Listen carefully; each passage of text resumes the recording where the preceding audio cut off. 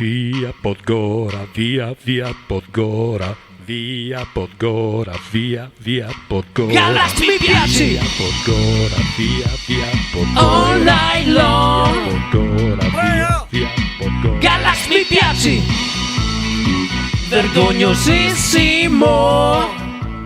Non so se siamo sempre qua con l'amico Andrea, nipote Andrea, che ha questo showroom, vi avevamo detto calzature di nicchia, su misura, venite in via De Ganuti numero 10. È entrato, quindi vedi come colleghiamo le barzettine, è entrato questo menone grande, a un certo punto entra, buongiorno, sì buongiorno, vorrei un paio di scarpe, sì, questo qua grande, che numero ha? 43, 44, 45? No, mi porti il 38. Come te?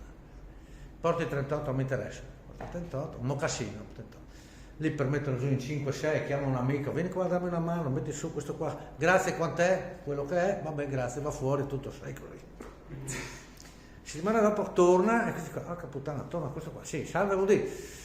Vorrei un altro paio di mocassini, numero, questa volta giusto? No, mi dia un 36. Ma come 36? Ma lei ha 40? Mi dia 36. In 7 lì a me 6 incastrato lunghe grazie e va fuori. Settimana dopo torno, porca miseria, un po' sudati questi qua, sì buongiorno, lei sì, mocassino sì, numero questa volta no.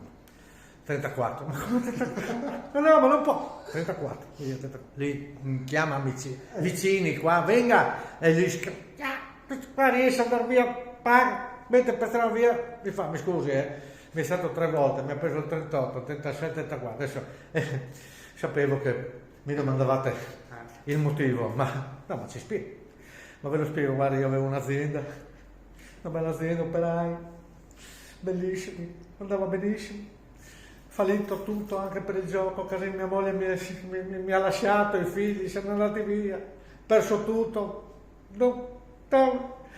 l'unica soddisfazione è arrivare a casa quando trovo le scarpe e sollevo. Signori, da Andrea Boiati, via De Ganuti, guardate che spettacolo, showroom, bellissimo, con questa bella immagine, eccoci qua, ciao.